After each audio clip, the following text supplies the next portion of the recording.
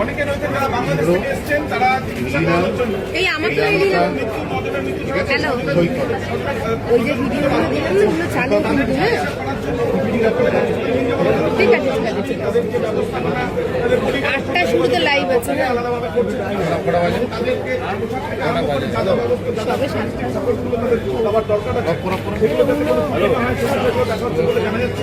তবে এই যে ঘটনা, এই মর্মান্তিক যে ঘটনা, তারাপীঠের যে ঘটনা ঘটেছে সম্প্রতি, সেই ঘটনার কিন্তু সেই ঘটনা যা ঘটেছিল সেই ঘটনাকে কিন্তু উস্কে দিল এবং দেখা যাচ্ছে যে সেই দমকলখানায় কিন্তু উপস্থিত রয়েছে।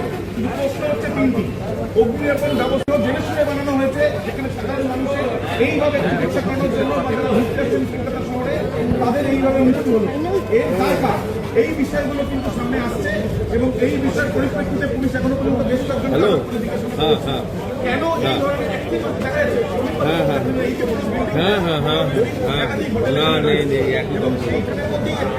হোটেলের বোর্ড পর্যন্ত সেই হোটেলে কিন্তু এই ঘটনা ঘটেছে এমনটাই জানা যাচ্ছে।